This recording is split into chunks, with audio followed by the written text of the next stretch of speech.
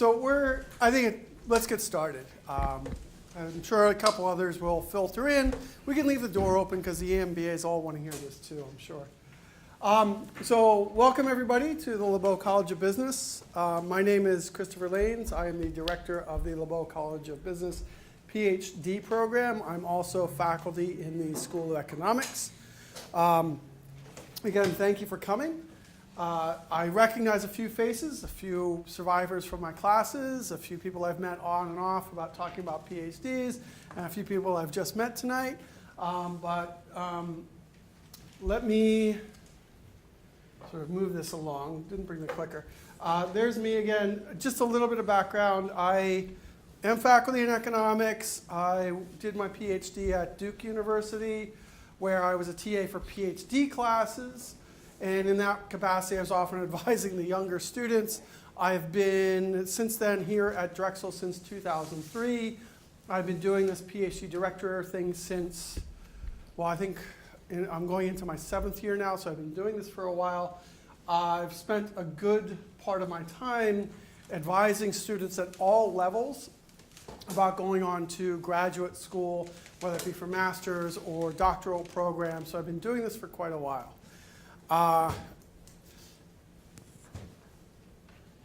With me tonight as well, this is Sarah Haley. She is our program manager for the PhD program. If you are ever emailing into us with any questions, it's often Sarah. Welcome. You're here for the PhD open house? Often it's her you'll be communicating with. And as the current students who are with us tonight will attest, she is super nice, certainly far nicer than I am. They're laughing nervously, but it's true. So let me talk a little bit about what we're going to do tonight, so you have an idea of what to expect.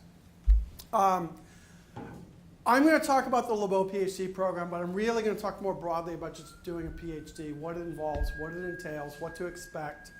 Because often in conversations, people are not quite, you have some image of what it's like, but you don't really know until you get there. And I want to try to dispel some of the myths and give you some sort of idea of what you're looking at, what you might be getting yourself into. And as we go through that, we'll talk about what goes on in the PhD program, what we do here at LeBow, where our strengths are.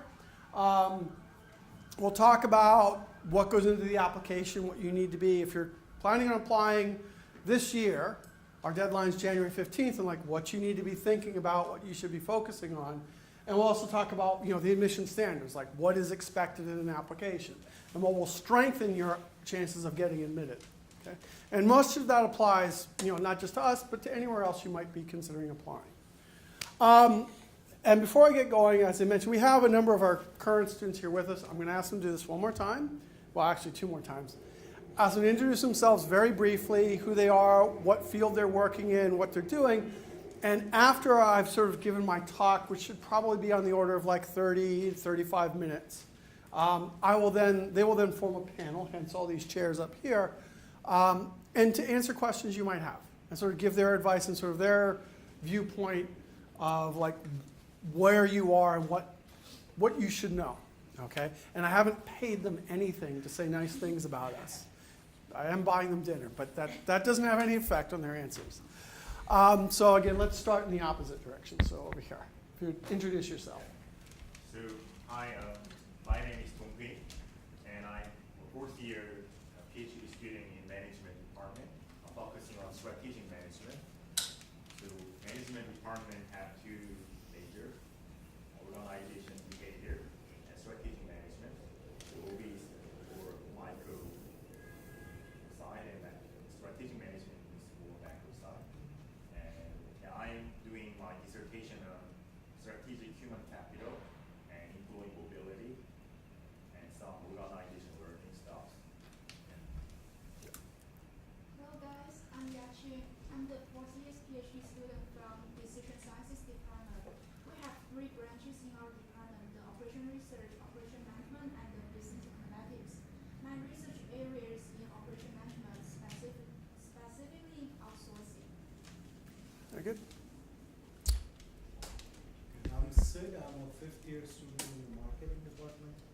I do consumer behavior research mainly focused on pricing, but I also do a little bit of eye tracking and neuroimaging kind of research. Maddie, I'm a fourth year in the finance department, and my research is in mutual fund governance. I'm Amanda. I'm a third-year student in the accounting department. We do mostly financial auditing, tax, and managerial accounting research. Specifically, I do corporate tax research, mostly in international firms. Hi, my name is Oscar. I'm a third-year student in economics. My research is on international trade, conflict, and sanctions. Very good. All right. Hopefully you can all read that up there. This is a quote I found some years ago from somebody who did their PhD at UNC. I think actually in computer science, but this pretty much applies to any PhD program. And the key thing up there, completing a PhD is a long, hard road with many potholes and washed out bridges along the way. You may run over some landmines and have to stop and turn around and explore other routes. If the goal is important enough to you, then these obstacles will not prevent you from completing your journey. It's a very nice and eloquent way of saying it's hard. Okay, it's really hard. This is not a PhD program, or getting a PhD degree is nothing like getting a bachelor's degree. It's nothing like getting a master's degree. It's nothing like getting an MBA. Anyone who's been through it or started in it will tell you that. No, this is really different. It's not just like I got my bachelor's, I got my master's. What's the next degree? Let me just go do the next one. It's not that. A PhD is all about being trained to do high quality academic research. That's what this is. And by choosing to enter a PhD program, you are choosing your career. This is what you will do. You know, you're choosing, I'm going to be an academic researcher. I'm going 2 feet in, and this is what I will do for my life. Okay?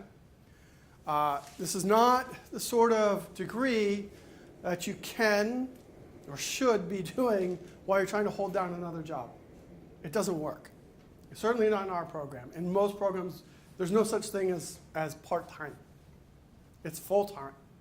Because you're becoming a full-time researcher. And it takes, on average, 5 years to get you there, 6 years in some fields. Econ and finance are now averaging 6 years to get through. Okay, and we'll get into a little bit of why that is down the road. One of the things that you should all realize, like if this is something you're seriously considering pursuing, is that it's different than going to school. It's not easy. All right?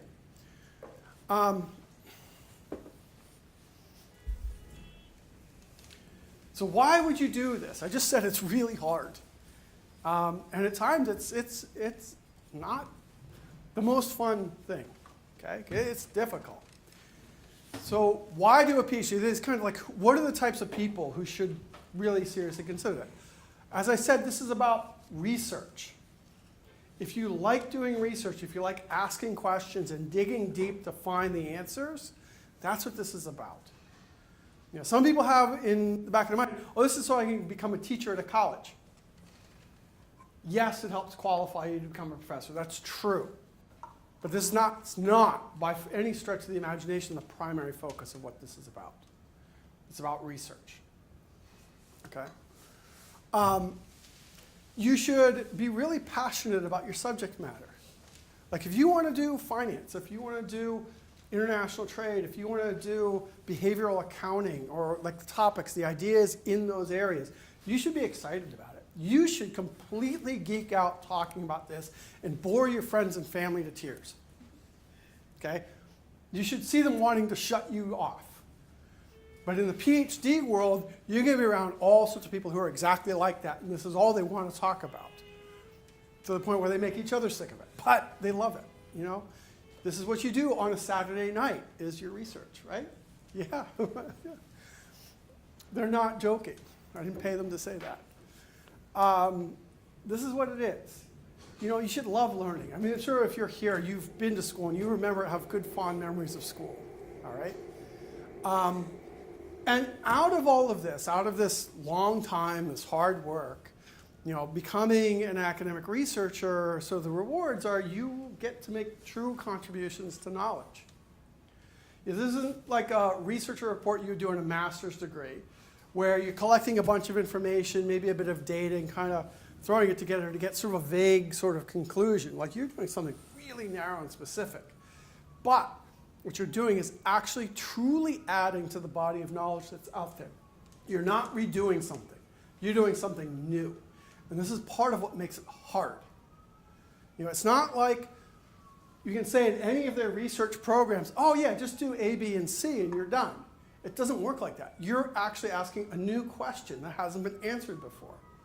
You are maybe asking an old question, but you're attacking it in a new way with a new methodology. Okay? These are not easy things to do. And so when you work with like your advisor, when you work with the faculty, they will guide you as much as they can, but at the end of the day, this is your project. And you will hit challenges, you will hit difficulties that, there's no textbook that's going to tell you what to do. You need to go figure it out. Okay? And that might mean like in your 4th year, you suddenly drop what you're working on and go learn Python because that's the tool you're going to need to be able to answer your question. I had to learn C++ in my 3rd year because that was the only way I could solve the model I wanted to solve. Okay? But you get to make these contributions to knowledge in the academic circle. You do get, obviously, to be a college professor. You need to make contributions in the educational world as well. You get to make contributions depending on what you're doing, possibly to policy. Okay? Informing, discourse.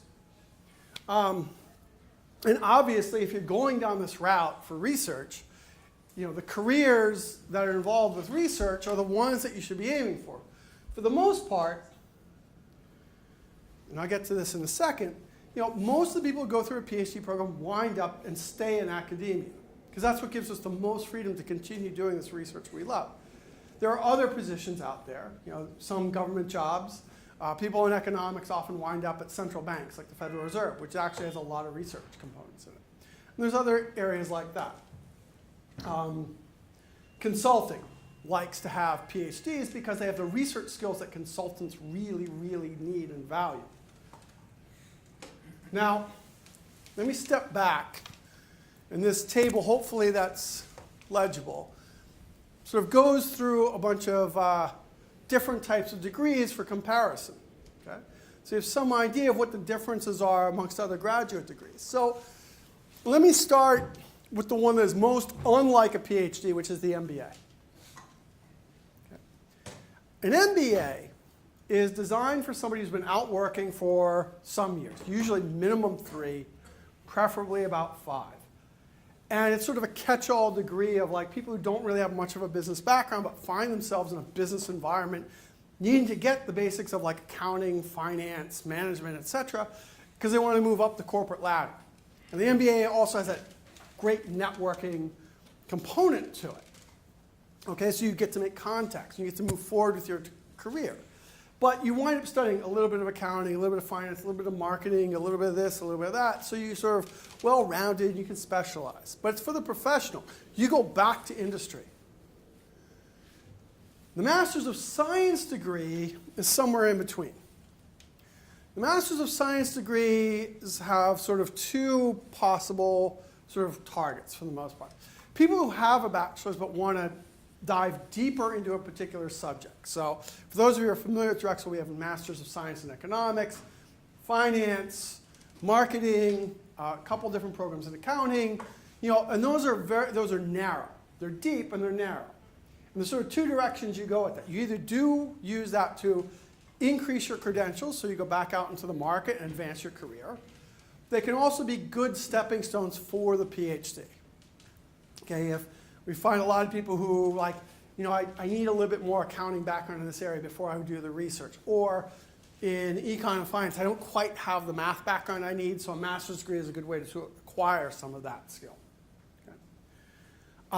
So there's sort of 2 branches there. And for the general master's degree, you don't necessarily need experience. A lot of people come in straight from undergrad or fairly soon after undergrad, and some people come in much later. There's a pretty wide range there. Now, the one on the far right column, the professional doctorate. Here we call that a DBA, Doctorate of Business Administration. That has a strong research component in it. It is not, however, the PhD. The DBA is designed for somebody who's been out for 10, 15, 20 years. This is really an executive degree, where you've been in industry for a long time, and you have questions here which you can't really answer in the regular course of your job. You want to do some deeper research on it. This is a degree to provide you with those tools on sort of an off and on part-time basis.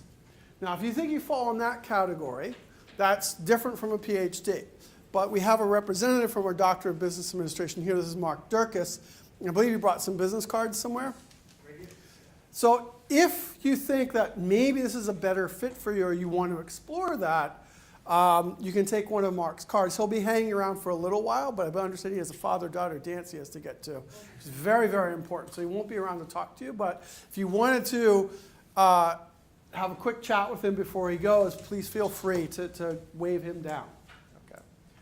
Whereas comparing that to the PhD, as I said, like it's not a part-time. Okay? PhD is you quit whatever job you're doing, you come and you're here in residence full-time.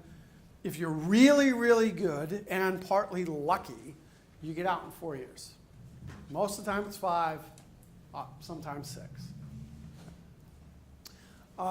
And that's a much sort of deeper level of research than you can get in any of the other types of programs.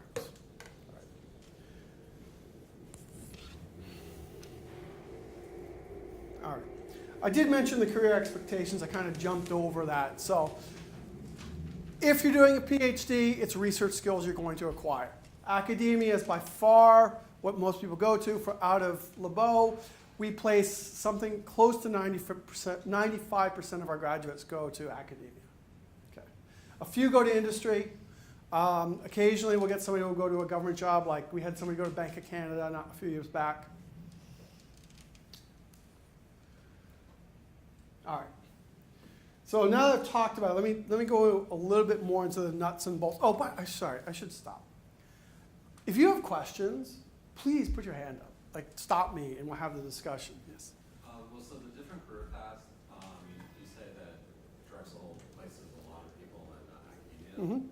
Is that because like the avenues into like consulting or government work are so different, like in terms of the career services aspect of it, or what goes into what determines What's the difference that makes it if you're saying it's research on a private sector company also not research? Because in the private sector, they won't give you the time to do academic type of research. You're doing the research they want you to do. Yeah, get that. So when you're an so you're going to have the tools to do. So there's kind of a little bit of a hierarchy here.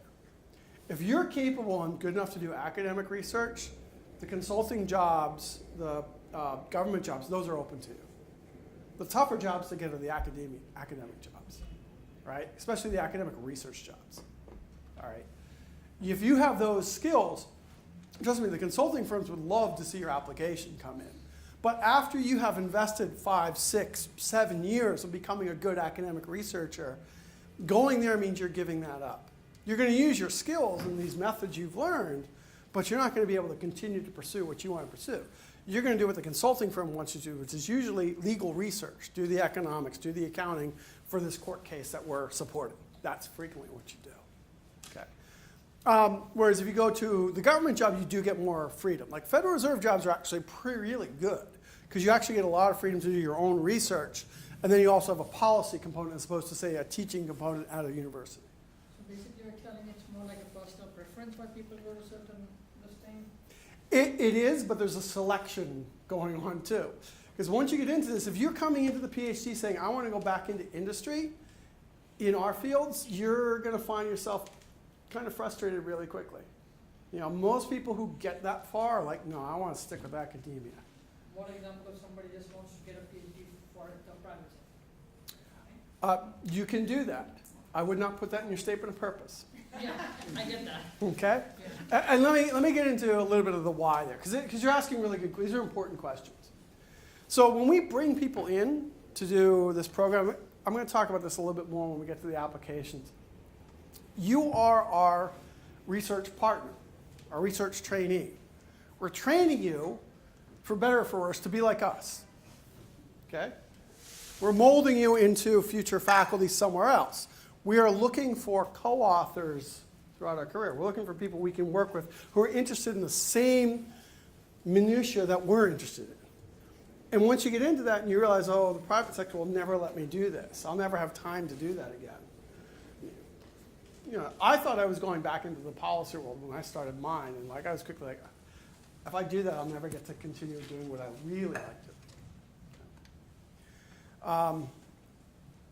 We make these, you know, we look for people who are going to have this academic mindset, all right? People do choose. People do say, you know, at the end of it, you know what, I've seen academia, I'm going to get through this, but I'm not doing this. And that's fine. You know, we've had a couple people recently placed in like financial firms, and if they're happy there, we're happy for them. Most people don't go that route. Okay?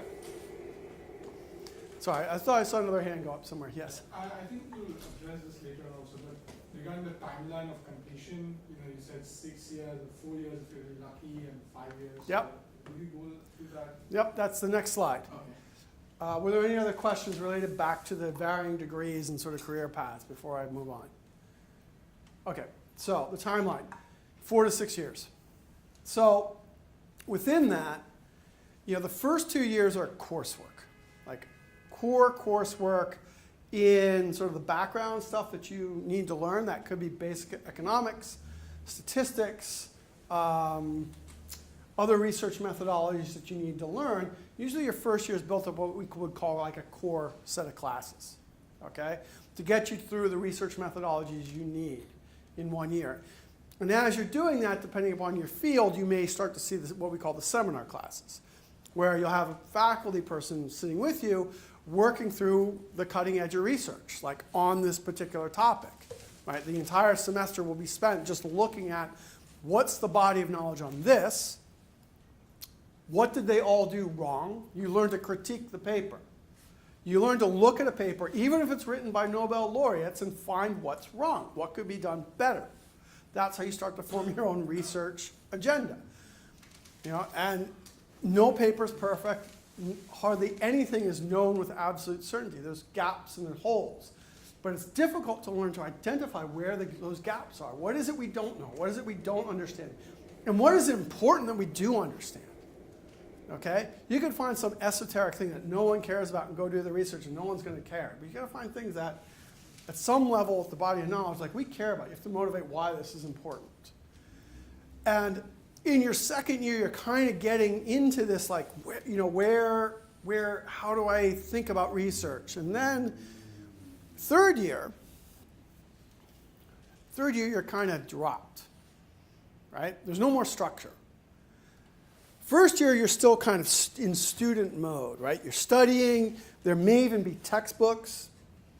And you learn stuff, and you take exams, and you do homework. And then after a while, it stops being that. You go to class. You have to present 2 papers. Present what this researcher did, how they did it, and your critique. And you discuss that with your faculty and your classmates. And that's how you start to build that up. And you're starting to become a researcher. You're starting to make this transition in the second year. In third year, there's no more classes. There's no more homeworks. There's no more assignments. By this time, hopefully, you've kind of paired up somewhat with an advisor, a supervisor of some form. But even there, it's like, it's on you. Come in, what are you going to do today? Who decides that? You do. And so self-discipline becomes really, really, really important at this point in time because there's nobody saying, here's your assignment. Here's what you do. You need to figure out, well, you know what? I read these papers that are related to my research, but I don't understand the methods. I better go learn the methods. So I'm going to get online. I'm going to go find some books to read. Or I'm going to do some, look at some videos for how do I do that methodology. I'm going to figure this out. So I really understand that body of work and how it relates to the research that I'm interested in. And as you're doing this, you kind of form what will ultimately be your dissertation, like your big research project, which in most fields is like 3 papers, but in some fields it's like one big giant project, which after some time will get broken up. Okay? And, I know it's a little bit hard to explain, but maybe the students down here can explain it to you a little bit better than I can. why it takes 2, 3, sometimes 4 years to do that research project. Part of it is just hard. You know, you're doing challenging things. The other thing that's hard is to identify topics that are going to work. That's not easy. We've certainly had cases, happens everywhere. It's like you come up with a great idea. We had one student in finance a few years back. Great idea. Advisor said, great, go, run. Put a year into it, and then all of a sudden somebody else had a working paper up on almost exactly the same topic, doing exactly the same question with the same data. And before they had gotten their stuff out there, they had been, the term we use is scooped. Somebody beat them to it. And so that whole paper is gone. Somebody else had already done it. Okay. There's challenges. That's why I said some luck's involved. All right. In this process, typical of PhDs in programs in economics and business, at the end of the first year, there's usually some kind of an evaluation method after your first year. Like, have you done well enough to move on to the second year, into that sort of research transition phase? In some fields, that's straight up written exam. In others, it's a presentation or an oral exam. At the end of the second year, and this is the most common method, there's what we call a candidacy exam. And this is really an exam that it varies a lot by field and by department, how they want to do it, but there's a big exam. And this is basically an exam you need to pass to show that you are ready to do the research stage. Now, unlike other degree programs, if you don't pass an exam or you don't pass a course, there's always another chance. In this program, not necessarily. If you get to a certain stage and you're not doing well on these, the faculty may say, you know what, this isn't the right fit for you. And usually, if you're struggling at that stage, it sort of dawns on you like, you know what, this probably isn't right for me. This isn't a good fit. You know, and depending upon, some fields do everything they can to like keep all of their students, and they'll be very helpful. And other fields are notorious for like, you know, we're only going to keep 2/3 or half the student body. Okay, that certain universities in particular are known for that. Now, this is the time I want to say, here at LeBow, what we do is everybody we bring in, we want to get through. We don't have quotas or limits or cutoffs or anything like that. So if everybody passes, we're ecstatic. We did a good job at the application stage. But we have standards. There's a certain standard you need to make. And if you're not meeting those standards, it's not in your interest or any student's interest to stick around for 3 or 4 more years if they don't have what it takes to be successful in this, because you will not be successful. You will wind up wasting your time instead of moving on to a different career. If academic research isn't something you're going to ultimately be successful at, it's not a good use of your time. Okay. And so that's what these exams are kind of designed to do, is to sort of help you and the faculty sort of figure out whether this match is really going to make sense. And most of the time it does, but there's times when it doesn't. And that's how we do it. Now, once you get past all that, and you get into your research, and you're really full-time research, and you've learned self-discipline, and you're coming in at 5 a.m. and leaving at 2 a.m. every day, it's great, right? Close to that, yeah. That's what I did. You know, you're on your own research. You're doing this research. And the first major stage is like your proposal. Like you've come up with the topics and like what's going to be your dissertation. And you go up before your faculty in front of the other students. You say, this is what my dissertation will be. Okay? And usually you've completed some good chunk portion of that research to show that you're capable. And you convince your faculty that one, you know, the project is a good one. People are going to care. 2, you're actually capable of doing it, and that it's a feasible project. You can get the data. You understand the methods, that you can get to the answers you want to get to.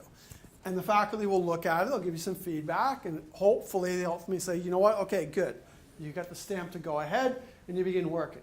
And you're working with your supervisor and a committee, what's called your dissertation committee, which is typically 5 people.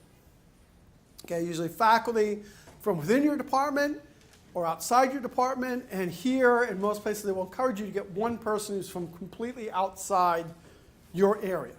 So typically, like in somebody in economics might have somebody from finance on their committee, or somebody from finance might have somebody from accounting on the committee, or somebody from outside Drexel altogether. We highly encourage that, to get that outside voice looking at what you're doing, because that gives you better feedback and makes for a better research project. Okay? When you've got your research done, when you've more or less finished and gotten the answers you were looking for, or gotten to answers, maybe not the ones you expected, but you got answers, that's when you defend your dissertation. And while yes, there's the whole graduation ceremony that follows that, it's the dissertation defense that is really the stamp that says, you've earned your PhD. Okay? You've shown us you can do high quality, independent academic research. Then you can go graduate and go get a job and go somewhere else. Okay? So, who asked the question about 5 years? Does that help fill in the gaps? All right. Now, along the way, oh yes, is there a hand up somewhere? Yes. I think you're actually just about to cover with the research assistantship, so I'll let you kind of run with that first. Yep, okay. So along the way, yes, you're being trained to do research, but there's a lot of other things that go into this. Most places, us included, as you come in, you are given some kind of research assistantship, teaching assistantship. And this ties back to the financial aid, which may be what your ultimate question was really about. Actually, it was just about the research assistantships. So you're paired or partnered with a faculty member or several faculty members, where depending upon what stage you're in, what the faculty member's doing, you may spend some of your time being a teaching assistant, where you're grading papers, you're grading homework assignments, you're grading exams, you're proctoring, you're doing that sort of stuff, because that is part of the profession. You may be given research stuff to do. Go get this data. Go read these papers and summarize them for me. You know, that's part of your training. It varies a lot by department, by field, by what faculty member you get assigned to, and hopefully, depending upon the department, like they kind of rotate you around, give you a chance to like learn who's doing what. So you learn who the faculty are, and I'll come back to that again. As you get into your research, one of the most important things you do is present your research in a seminar. Okay? As you're developing your research, even before you've really completed anything, but when you have good ideas, even a 15-minute presentation of, I have this idea. This is how I think it's good. This is what the motivation is. Here's the data I want to go get. This presentation, because in our field we're doing research, right? So you write the paper, but the way a lot of this really gets communicated is through seminars, either at conferences or in a room like this in front of a bunch of other academics who are looking at you, evaluating it, questioning it. So you're basically teaching. It's almost like you're teaching a class to your colleagues, is what you're doing. You're teaching them, like, I'm doing some current research on the economics of education. I'm teaching them about certain incentives built into the financial aid system. That's my lecture. Okay, and I'll show you the research and the evidence of why I'm reaching the conclusion that I'm getting. That's what you're doing. And as you do these seminar presentations within your own department, as your research moves along, then you go out to the conferences, the academic conferences, which could be all over the world, really. And you're presenting in front of academics and other PhD students from other universities. And you're exchanging, and this is the networking that goes on within our profession. Okay. Along the way, and this varies a lot by universities, but there's different levels of training to be an instructor in a college setting. Okay, that's one thing we take here very seriously. Because while yes, research is clearly the primary objective of a PhD program, the truth of the matter is that teaching is what pays the bills. Okay? Teaching is what, and there's a lot of universities out there, there's very different types of universities out there. There's the research institutions, like the lesser institution across the street over there. Okay? They care about research pretty much only. That's about it. If you happen to be good at teaching, great, gold star for you, but we're not hiring you for that. Okay? Then you have the pure teaching colleges, like the good liberal arts colleges. Swarthmore in this area is probably the best example of that. They care about your teaching. Research is great, gold star for research, but they care very much about your teaching. What we do here in our program is we're very serious about it, because you will teach our students. If you're in our PhD program, you will get opportunities to teach our students. And we care about our undergrads, we care about our masters.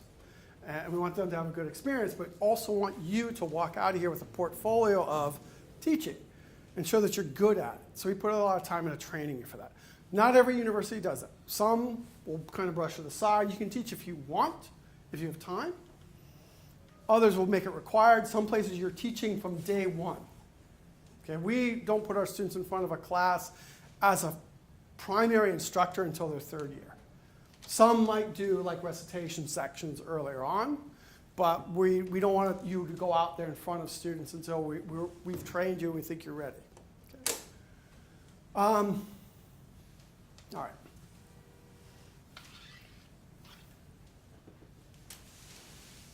Financial aid. So this is a very important one. So if you recall, earlier I said this is full-time. There's no such thing as part-time, like I'm going to keep my job and do this PhD thing on the side. That doesn't happen.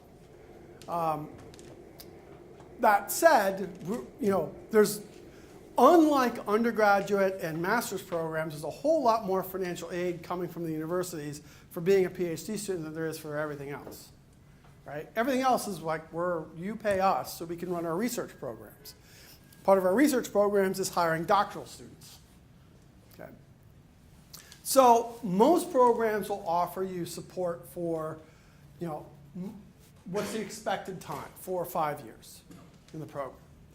Some programs will bring you in with no funding to start.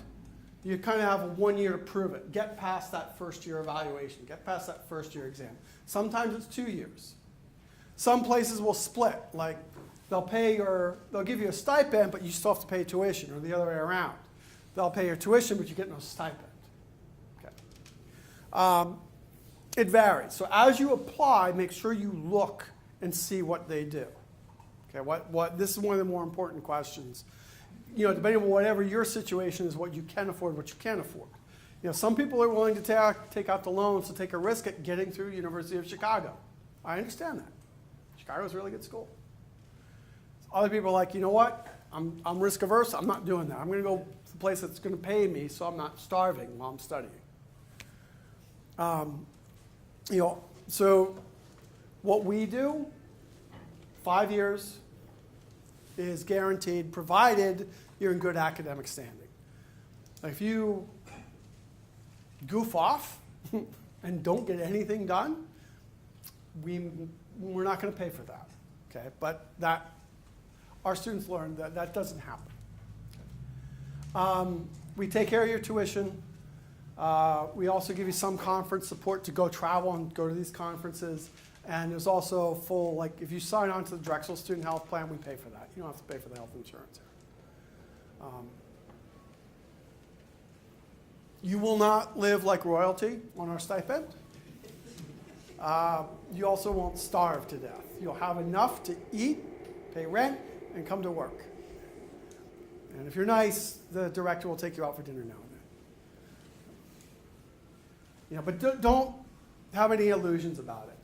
When you choose to do a PhD program, you're not going to be paid like some crazy sum of money just to be a student. You'll be paid enough to get you through.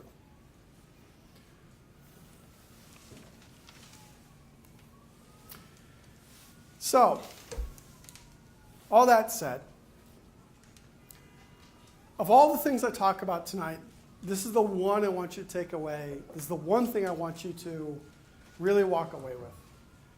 So when you're applying to PhD programs, and yes, I want you all to apply to our program. I want you all to be the best students we could possibly get so we can give you the money and you can come here and have fun with us for the next 5 years. Yes, but do your homework. Go look at the programs. The most important thing is finding a good fit for you. And by that, I mean, in particular, research fit. This is all about academic research. This is all about doing research on some particular narrow area. Not research in marketing. It's research in a very narrow area of marketing. Pricing. You want to find the universities and the departments that have people doing research in the areas that are exciting to you. Where you're like, I will be happy doing that for the rest of my life. Okay? Go look at the papers that the faculty are producing. Go look at the research that the doctoral students are doing. Some of that will be up on the web. Does that get you excited? If that gets you excited, then that's probably a place you want to go get trained in. So let me give you, Mindy heard me say this earlier. I'm in economics. We're very good in particular areas. International trade is one of them. Outstanding international trade faculty here. We're good at macroeconomics, industrial organization, and our applied microeconometrics is also quite good. There's certain areas we don't do. I don't think I have anybody in the faculty who really has any environmental economics. So I could get an applicant who has perfect GRE or GMAT scores, undergrad from Princeton, master's from Stanford, and they want to do environmental economics. We will not accept them because they'll be miserable here. There's nobody here to do what they want to do. They qualify in terms of like scores and all that, but that's less important than fitting with who our faculty are. Whereas if we have somebody who really wants to do macroeconomics, and maybe their scores weren't great, but they're good, they show that the ability, and they talk to our faculty, and we find out like they're really interested in the sort of things that our faculty do. That's the person we're more likely to go after and sort of make the offer to, knowing that they're going to come in and be happy and be really eager to work on these topics. Now that said, if you're not entirely sure what topic you want to do, that's okay. But you should be able to look around the body of knowledge that's out there and see what gets you excited so you can talk about this in your statement of purpose. Or if you're asked for an interview, be able to talk about, like, we will ask you, I guarantee you, we'll say, so what is it about accounting that you really like? Like, what are you interested in researching? And if you just say, well, you know, anything, that's not really what we want. We want to see here, I took this class and we started talking about this, I was really interested, and I saw this at work, and you know, I don't really understand it, I want to do this kind of research on this to understand this. That's what we want to hear. Eagerness, interest, excitement. So how do you go about finding the fit? How do you go about finding universities? You can go to university websites. That's a little bit of a slow way, but it's not, you should do that. Google Scholar is one of your best friends. So go to Google Scholar, type in keywords of the types of things, the areas that excite you, interest you, and see what kind of research pops up. Go look at the abstract, read the abstracts. Does that resonate with you? It's like, yeah, that's cool. If that's cool, then go look at who wrote it, where they are. Go look at their PhD programs. And then go one step further. Go see if they have a PhD. It could be somebody at Swarthmore where there is no PhD program. Well, too bad. Who are they citing? What research is their research related to? It must have come from some doctoral granting institution somewhere, so go find it. Look for PhD programs that have more than one person doing research in the area that you're interested in. Okay. You could go for working with that one person, but there's always a risk in that. You may get there and realize you don't like that person on a personal level. And this is somebody, while you're not getting married to them, you're going to spend a lot of time with them for 5 or 6 years, more than you will with your spouse. Okay?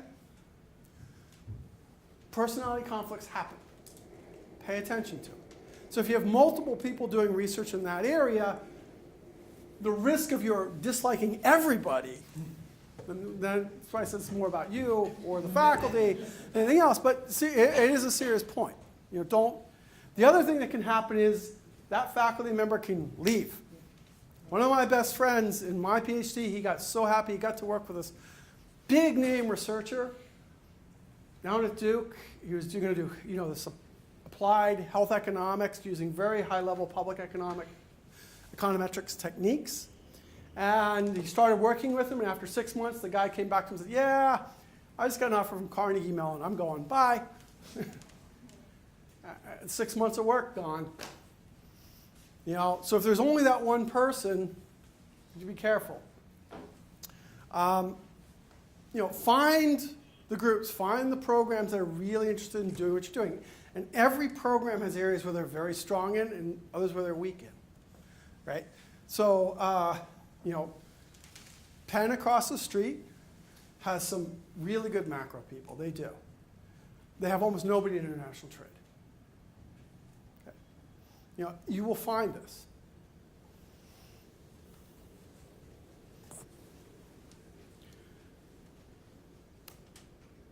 And when I say like narrow areas, this is kind of what I was getting at. You know, it's not just I want to do PhD in marketing, I want to do PhD in accounting, I want to do PhD in economics. There's subfields within each one of these. And then there's even narrower fields. And then there's divisions along the lines of methodology. Some areas are very econ, quantitative, modeling, math-based. Okay? And even within econ, which is pretty much all that, there are people who are empirical and people who are theoretical, and some people who do some of both. If there's a particular methodology that you're very comfortable, some people really love to do the statistical work. Make sure you're going to a department that's going to train you in that really well. Or maybe you like doing the theory modeling. Maybe you like doing the behavioral stuff, like the experimental lab type of work. Make sure you're finding a place that does that. Yeah?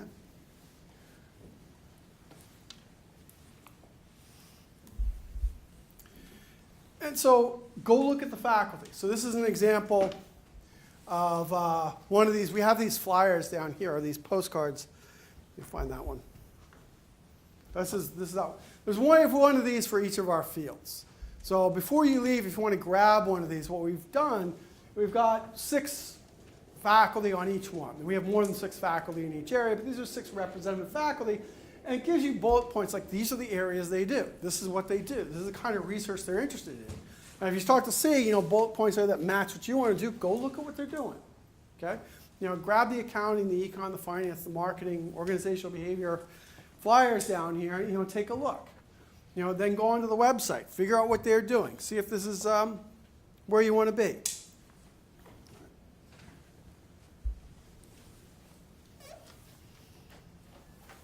All right.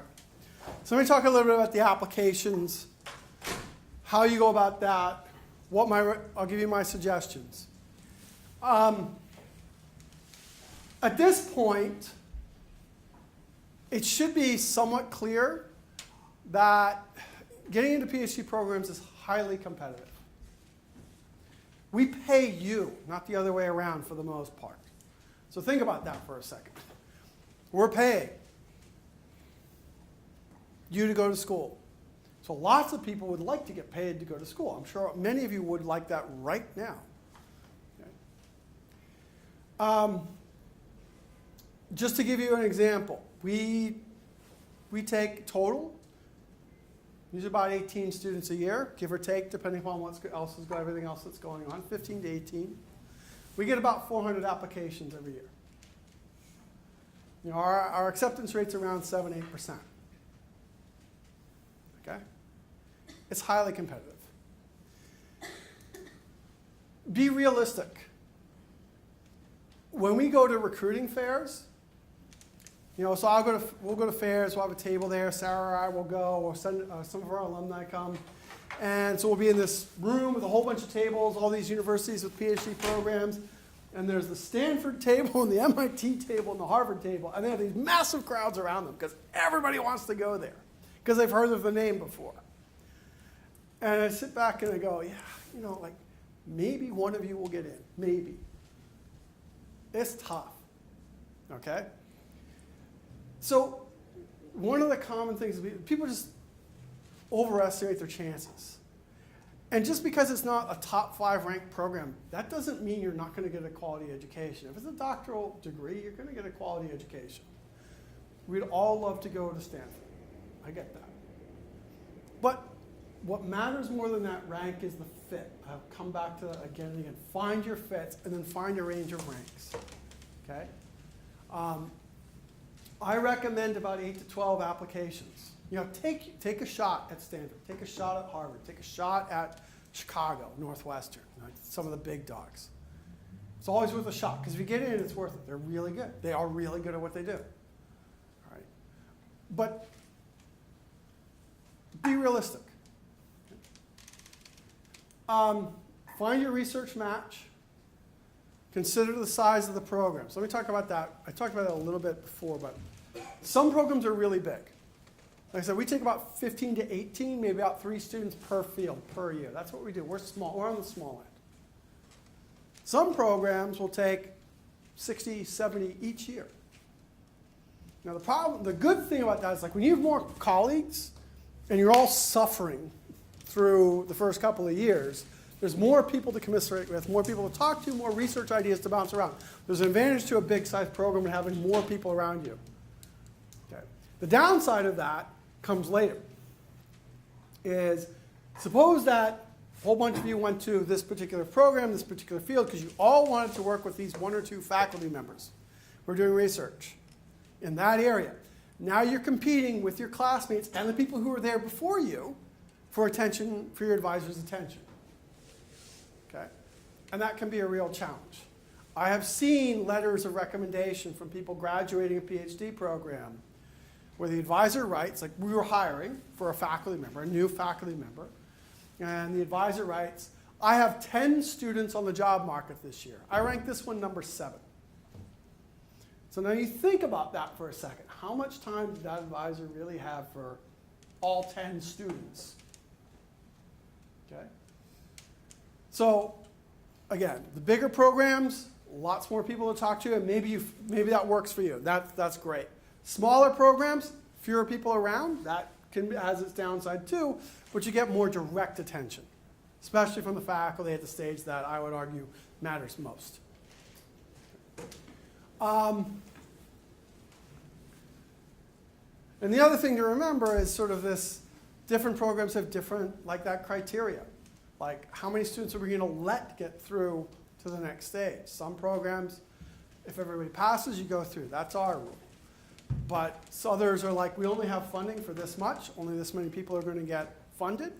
We've had a number of students like apply to us, like they did really well at some other institutions, and they go like, but they're not going to fund me.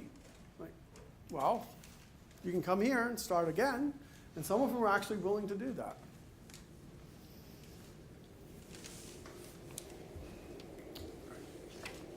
Almost through. What goes into the actual application? Oh, sorry. So, yeah, so one thing that I've noticed that's a little bit harder to tell from the web that's right thing, and I know this may be particular to the directing program, like University of Chicago has crisp data sets, and so I was kind of curious as to, would you say that the resources in terms of getting data that you're going to do research on are highly dependent on sort of the research that the professors are doing? Yeah, it's dependent on 2 things. So what research the professors are doing. So we have access to particular databases because our professors wanted them, right? We also have great connections down with the Philly Feds. We have access to all their data. We can get all our PhD students down there to access that data. Like after jumping through some hoops, yes, but the big name programs, like this is one of the reasons why you want to go to a Stanford or Harvard, is like they have so much money, like they buy whatever they want, right? They're not constrained that way. Whereas, some of the other programs like us, like we're not going to buy every data set until there's a clear need for it, okay? But like in finance, we have WRDS and a few of the other key ones that the faculty use. That's a good question. Those kind of resources do vary. All right. So in the application itself, so one thing you should all be aware of is that either the GREs or the GMATs are required. There's no waiving of these. Okay? This is pretty much true for any PhD program. Now, there's a bit of a preference within fields for which one you do. Econ has a strong preference for the GREs because they're much more like other social sciences, or engineering, actually. Decision sciences, they tend to like the GREs.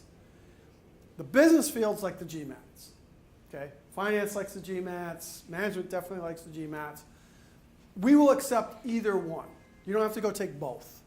But you should look on the websites and see what the programs actually want. Like if they're all telling you GMATs, there will be some places that will say, we only take GMATs. Some places will say that we only take GREs. Yeah. So make sure you pay attention to that. For those of you who are not native English speakers, one of the things you're going to see is a requirement for an English language test, the TOEFL or the IELTS. Now we, like many other schools, if you have a degree from a recognized English-speaking program, so if you have a degree from the United States, bachelor's or master's, that'll often get waived. What we need there is, we need to know that if we put you in a classroom environment, that you can handle the English. If I get up there and start talking technical economics, I need your English to be at a level where you're going to understand it and be able to engage with me in a conversation. Okay. Your statement of purpose. The essay you write is super critical. This is where you tell us who you are, what your path was that brought you to this decision to do something crazy like go get a PhD, and why do you really want to do this? Like why are you motivated to do a PhD? Why this field? Why this topic? I want to see your motivation. What is it you're here for? Because again, like I said, this is a hard program. This is a hard thing to get through. And I want to see it, and most of my colleagues want to see that you're properly motivated. Because you're not going to come here and walk away in 2 weeks because you're like, oh, this isn't what I thought it was. I don't like it. I'm gone. We don't want that. Like I said, we only take 3 people per field, so if somebody walks away in 2 weeks, it hurts. Right? We're counting on you to be there to help us with our research. Convince us you really want to do this and that you're willing to go through this. Do not. One of the biggest mistakes I see is people spend time going, oh, and, you know, I really love to be at Drexel University because the faculty are so wonderful and it's like paradise, which is true. But we know that already.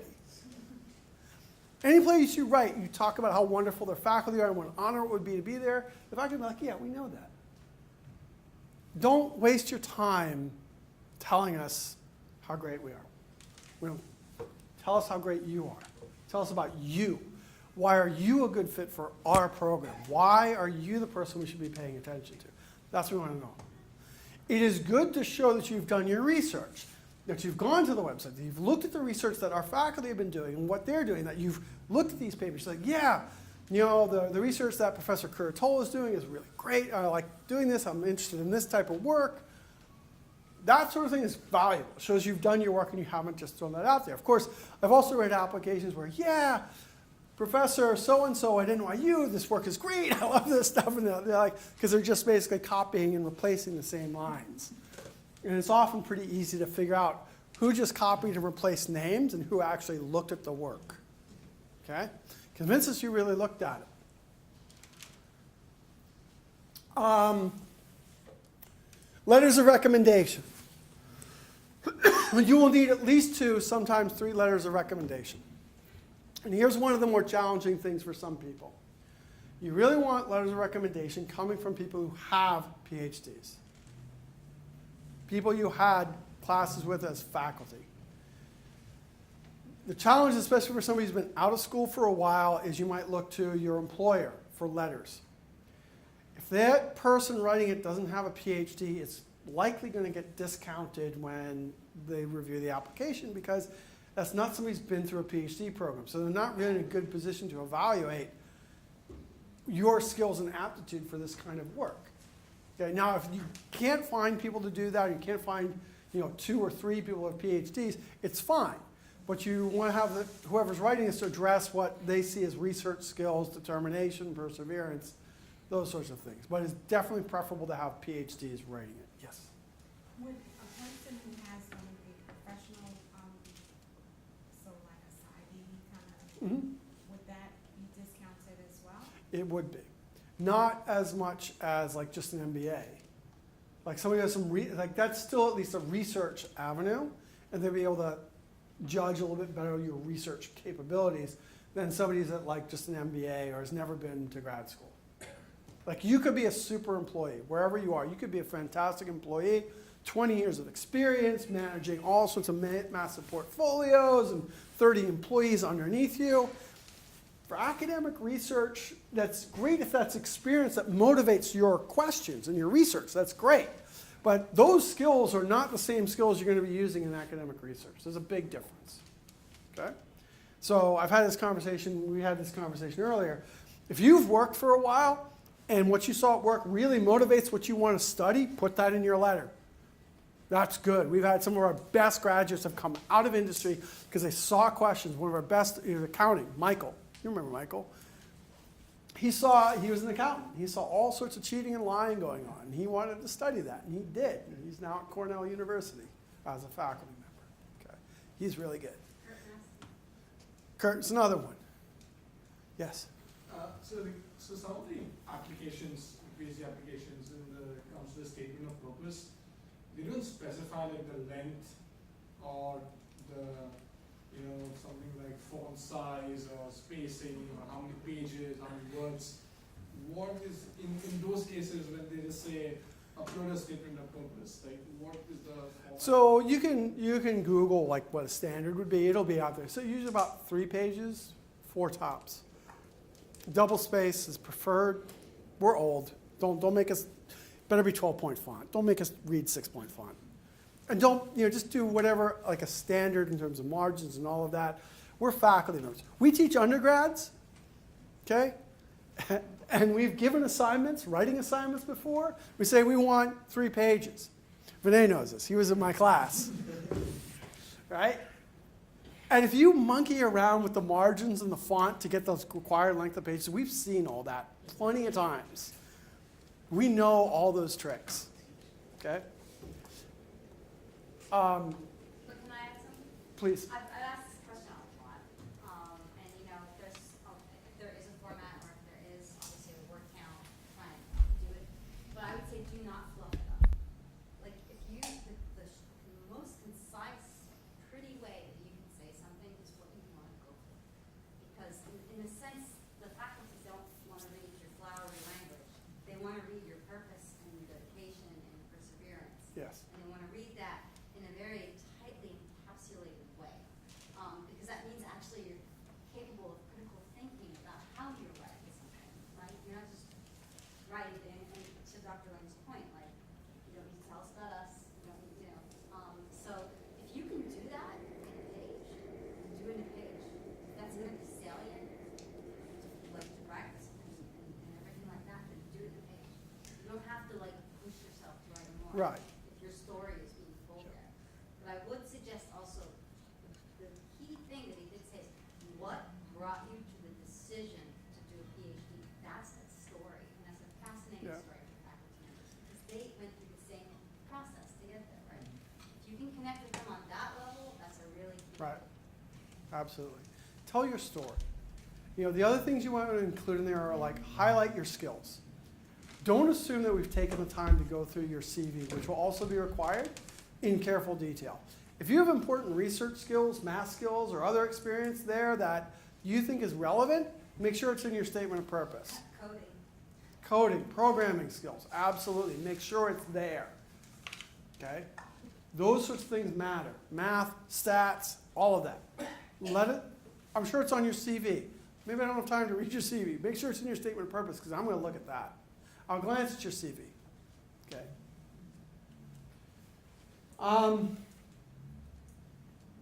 Transcripts. Let me touch on that really quickly. All transcripts are going to be required. Undergrad, master's, any other level.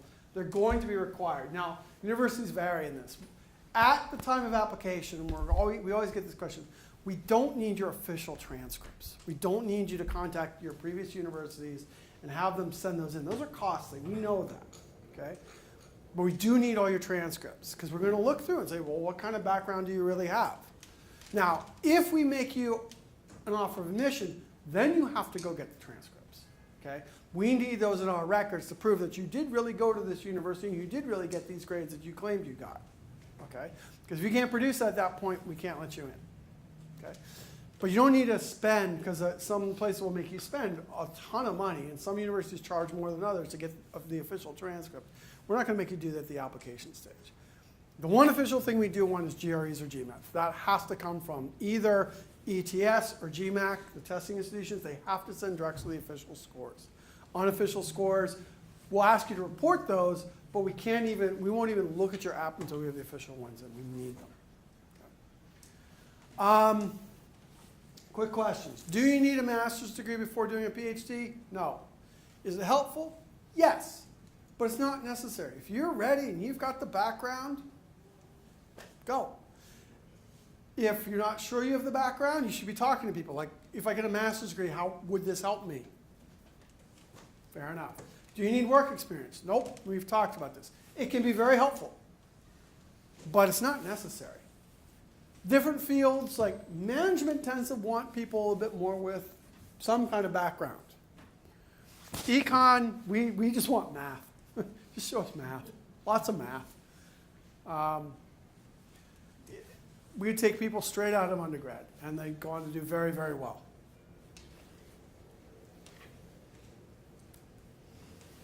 So what would improve your chances of getting in? Any kind of research experience. Experience doing work, any research with a faculty member, research skills, survey skills, those sorts of things, highlight that. Strong math background, particularly for the quantitative fields, econ, finance, operations, and business analytics. It helps in any field, but those are the ones where it's really necessary. Another thing that always helps is go visit the universities you're interested in. Don't, this is up here, do not email faculty out of the blue and ask to visit or ask them to sponsor you to let you in. We are different from engineering in this regard. Most faculty will see that email and immediately just hit delete because they get tons of them and they don't want them. If they're good faculty, they'll forward them to Sarah, and Sarah will give you a nice, polite response. Okay? And this is true at every university. Okay? If you email faculty directly and you say something which the faculty actually reads and doesn't like, you reveal that you don't understand or you don't know what you don't know, that can actually hurt you if that faculty member is also on the admissions committee. Don't go directly to the faculty. Go through the admissions staff first. Ask them, I'd like to come visit. I'm going to be in the area. May I come visit? Can you set something up? And they will arrange that for you if it's possible. Okay? In other fields, it is much more common, like in engineering, when they hire you as a doctoral student directly into a lab, you're really going through almost a job market process to get hired, but not in our fields.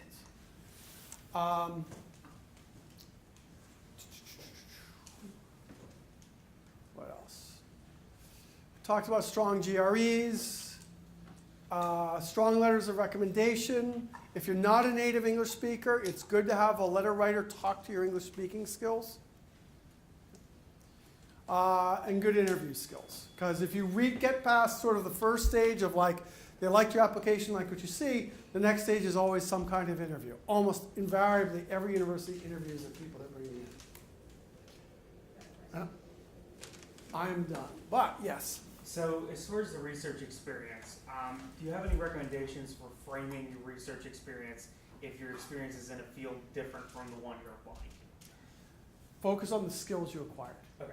And what you learned from it. Got it. Because even if you're in a different field, if you're picking up skills, a lot of the skills are transferable across all sorts of fields. Got it. So it's the skills you pick up and the mentality of asking a question and systematically answering it. That's what's valuable. I thought I saw another hand go up somewhere. All right, my voice is about to die, and I've talked a lot.